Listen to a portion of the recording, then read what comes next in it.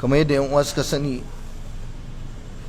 muna addu'a ta musamman ga yan uwanmu musulmi da suke rayuwa a ƙasar Sudan, wanda yaƙi ya ci da su ko ya cin musu ƙasar gabaki ɗaya, da kuma sauran ɗalibai. Muna da ɗalibai 'yan Najeriya da yawa waɗanda suke karatu a jami'o'i da kwalejoji na wannan ƙasa a Sudan. To wannan yaƙi da ake yi, alhamdulillah dai Allah ya dawo da su gida. Muna addu'a ta musamman ga waɗanda duk suka taimaka wajen dawo da su. Allah ya saka musu alkhairi. To akwai ƙalubalen da suke fuskanta su wannan yara ɗalibai. Wani yana shekara ta 3, wani yana shekara ta 2, wani yana level 400, saura masa semester ɗaya ya jarabawa ya gama. An kashe masa miliyoyin kuɗi, kuma ga yaƙi ya tashi a ƙasa, sun dawo gida, kuma babu ranar daina wannan yaƙin.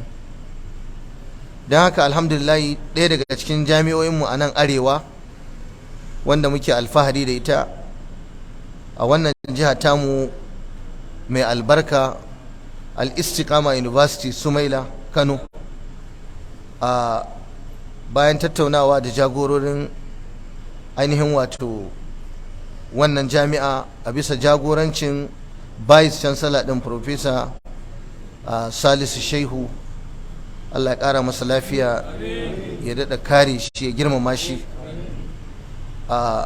Wannan jami'a ta yadda za ta karɓi waɗannan ɗalibai. Duk wani ɗalibi da ya baro ƙasar Sudan saboda yaƙi ya koro shi, to wannan jami'a ta Al-Istiqama ta yadda za ta karɓi wannan ɗalibai da sharuɗa kamar haka. Suka ce guidelines on absorption of students from Sudan to Al-Istiqama University Sumaila. Ka'ida ta farko shine student must present admission letter of his previous university.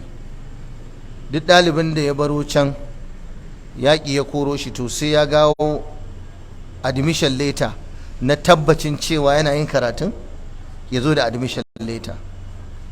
Na biyu, the student must present result of sessional examination.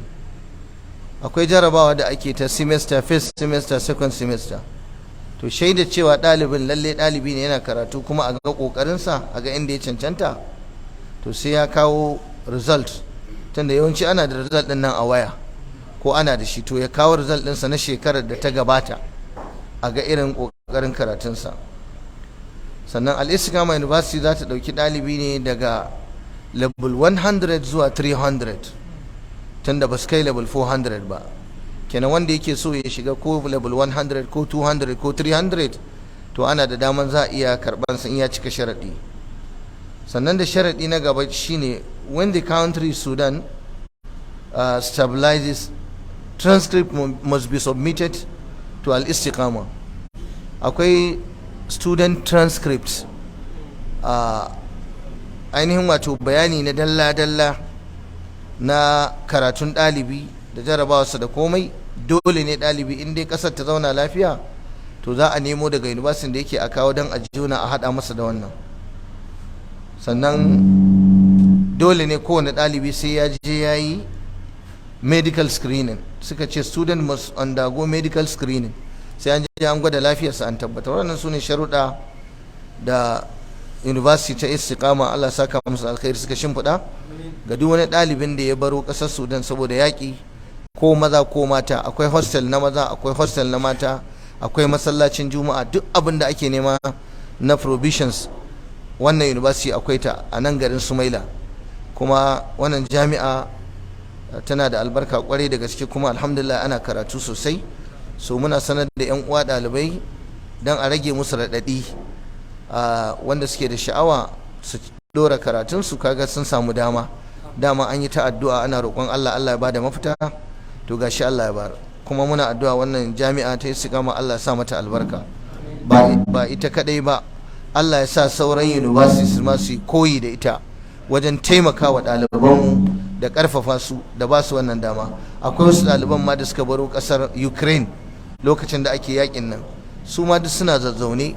Kaga ɗalibi ya yi shekara 3 bai gama ba, yayi shekara 2 bai gama ba, kaga me kun ameri shi baya, kaga akwai wala. Yanzu kuma wannan in yazo za a dora shi ne, an masa jarabawa za a dora shi a inda ya tsaya kawai ci gaba abinsa, kaga wannan ai dama ce.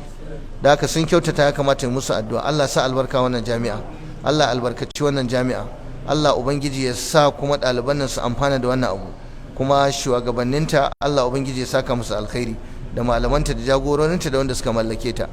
wa bihadzal qadri kifaya wa subhanaka allahumma bihamdika ashhadu an la ilaha illa anta astaghfiruka wa atubu ilaik. Wassalamu alaikum wa rahmatullahi wa barakatuh.